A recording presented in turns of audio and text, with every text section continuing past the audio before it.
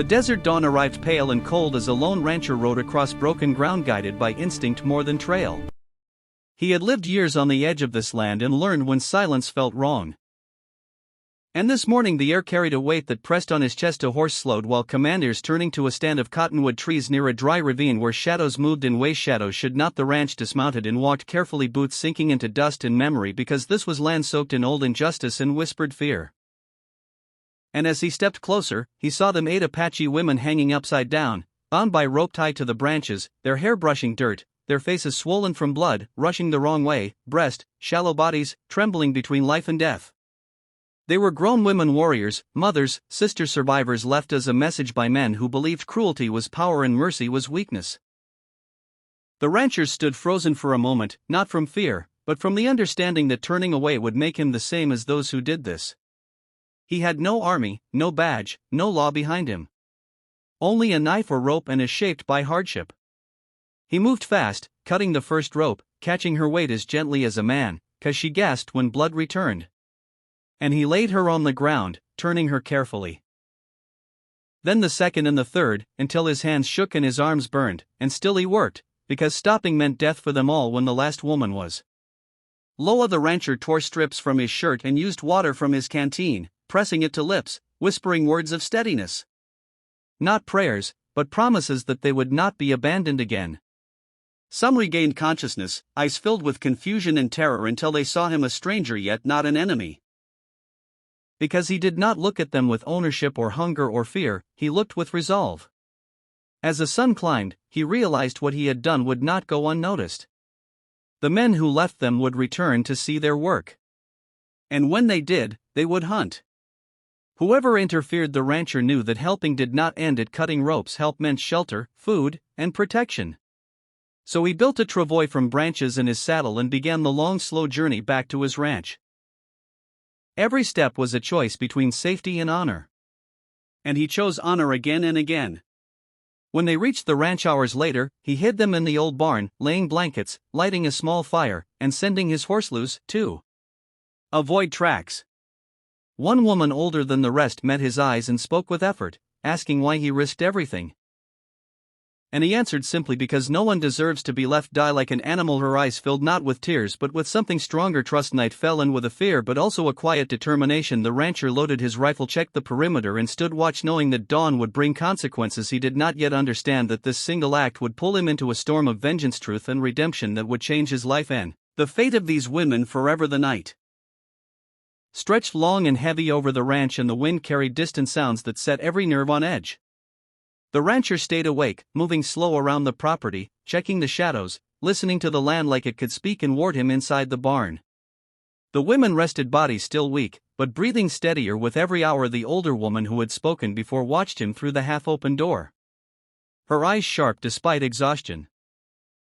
And she began to speak again, telling him they had been captured while traveling between camps, carrying messages of peace and trade. When a group of armed men took them, accused him of crimes that never happened, and punished them not for guilt but for fear.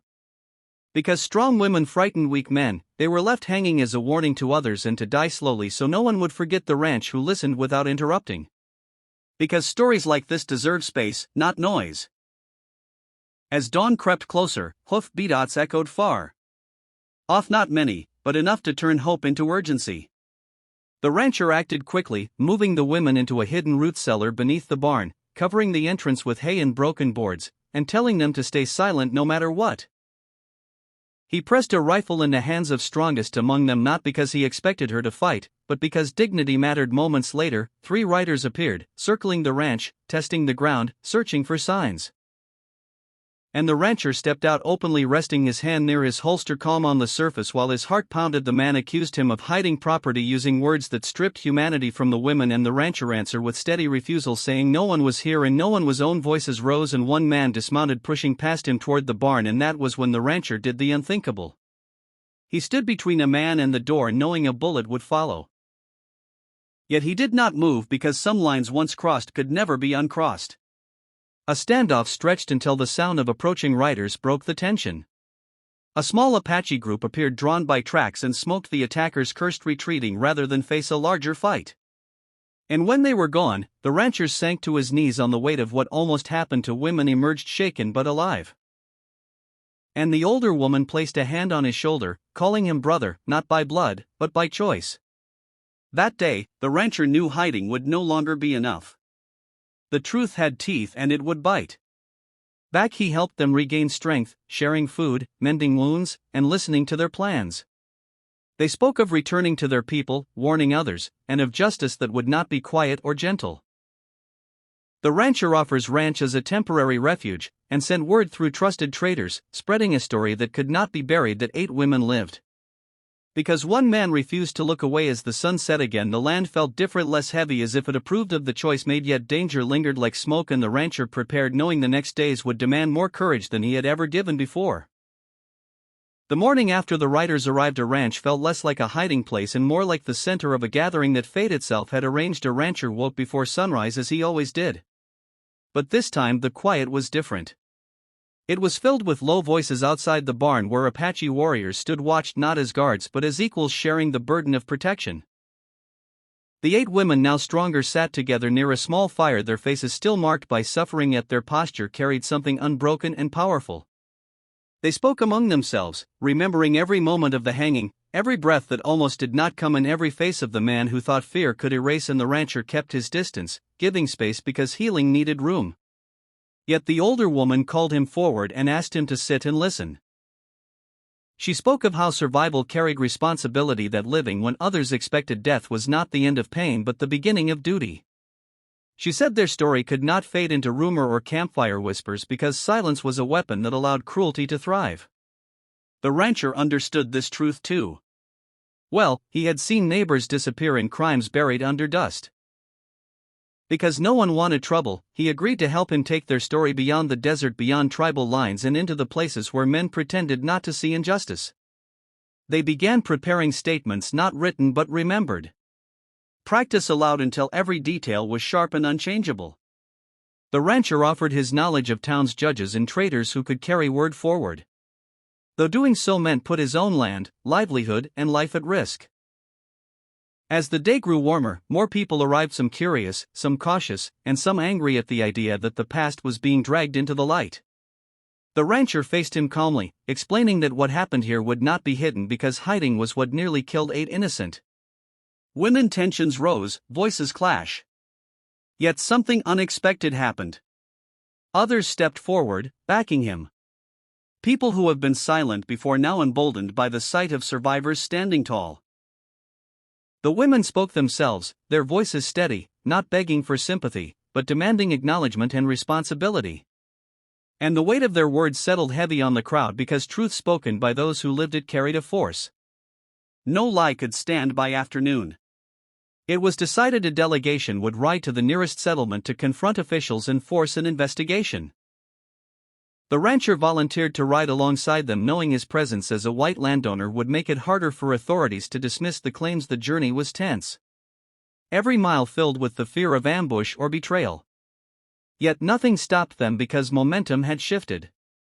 And those who once hunted now hid. When they reached the settlement, the sight of 8 Apache women walking freely into public space caused murmurs and stares, but also shame. The officials tried to deflect using excuses of jurisdiction and misunderstanding until ranchers stepped forward and placed his reputation on the line, stating plainly what had seen and done and what would happen if this was ignored. Witnesses from the ranch followed. Traders spoke of rumors they heard. Soldiers admitted seeing the bodies left as warnings. A wall of denial. Cracked arrests followed.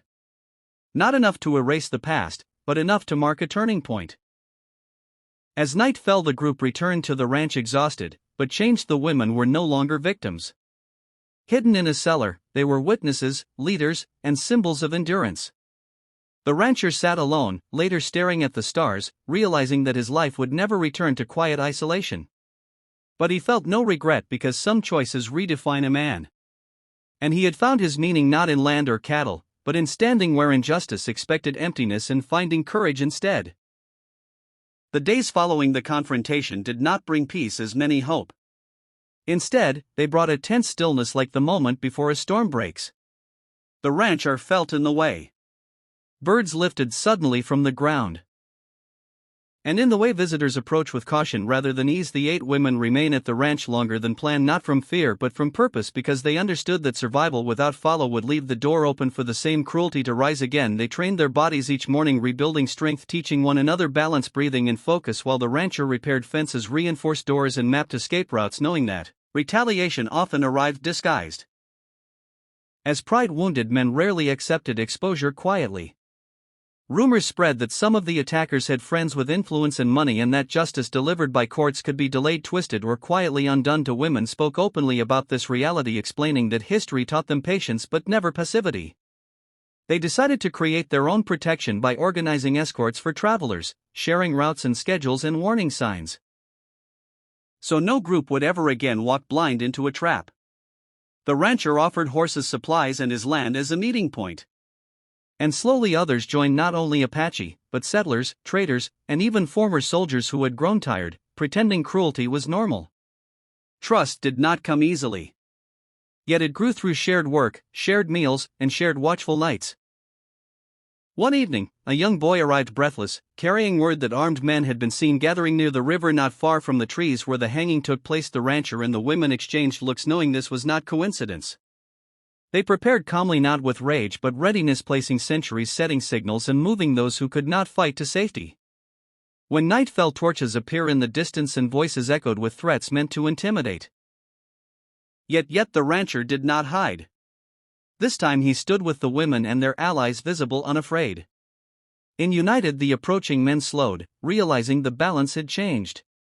They were no longer facing isolated victims, but a community bound by truth and shared resolve. Words were shouted, accusations thrown. But no attack came.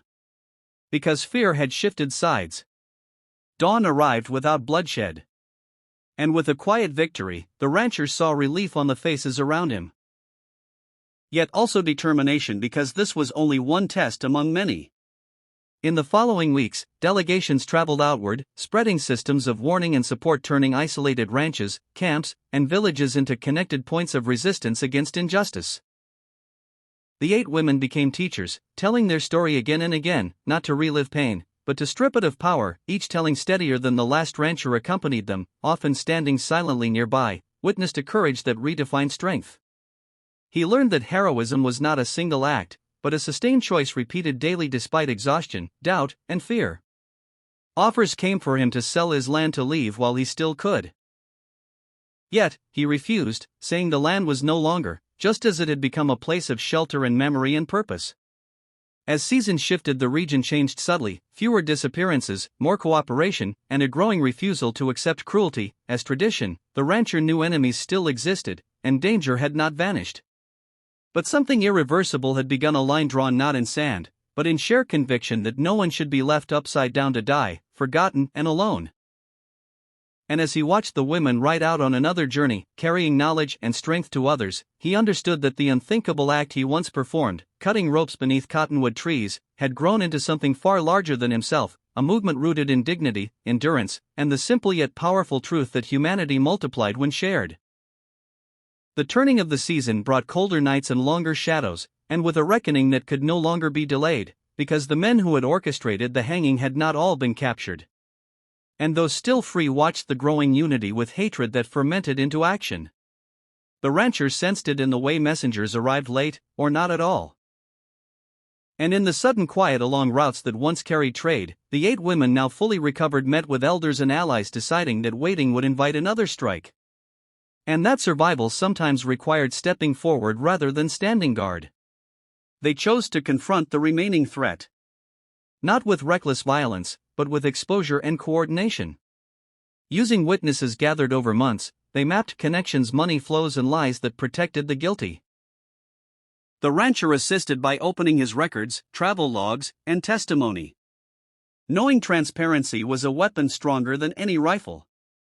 They organized a large gathering at the nearest settlement, inviting officials, journalists, traders, and families, framing it as a council on safety and cooperation. When the day arrived, crowds filled the square, drawn by curiosity and tension. The 8 women stood together, not elevated, not hidden, simply present. And when they spoke, the space changed, because their voices carried authority earned through suffering and survival.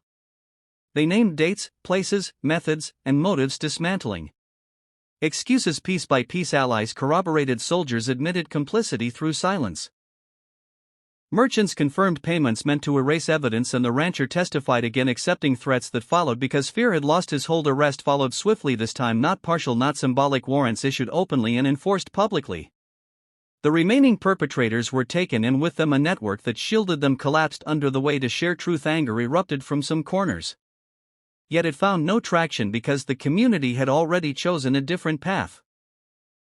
The rancher felt a strange calm as the final chains closed because the danger he feared most had already passed. A danger of indifference. In the days that followed, backlash came in quieter forms. Boycotts, whispers, and offers to buy silence. But each attempt failed against a web of relationships built through months of shared effort. 58 women continued traveling, now welcomed as representatives and educators, shaping agreements, escort systems, and response plans that saved lives before harm could take root. The ranch became less a refuge and more a hub of place where plans were drawn and lessons shared. The rancher trained others in tracking, communication, and escalation skills learned the hard way, and he learned in return traditions of resilience, patience, and communal care that deepened his understanding of strength. He noticed changes in himself to a softer patience, a steadier courage born not of anger, but of purpose. One evening, as snow threatened the horizon, the older woman returned alone, carrying a small bundle. She gave him a token crafted by many hands, representing the lives protected through collective action. She told him that symbols mattered not as trophies, but as reminders of responsibility. He accepted it with humility, understanding that his role had never been a lead from above, but to stand beside when needed. As winter settled, the region held its first coordinated patrols across cultures, sharing fires and stories where suspicion once lived. A rancher watched from his porches. Riders moved under moonlight, not as hunters, but guardians. And he understood that justice was not a moment, but a maintenance and ongoing commitment requiring care, vigilance, encouraged. 68 women, now scattered by purpose, remained connected through messengers and memory. And when they returned, they brought news and prevented attacks, rescued travelers, and disputes settled without blood. The rancher felt pride, not personal but communal, the kind that warm without burning. And as the first snow fell, he thought back to morning under cottonwoods when ropes cut into bark and flesh. And he knew that what saved those lives was not a blade alone, but the refusal to accept cruelty as normal, refusal that now lived in many hearts, ready to be chosen again and again. Spring returned slowly, and with it a quiet proof that what had been built would endure, because the land itself seemed to breathe easier. The rancher woke each morning to familiar work. Yet nothing felt ordinary anymore. Riders pass along established routes, signaling safety with shared signs.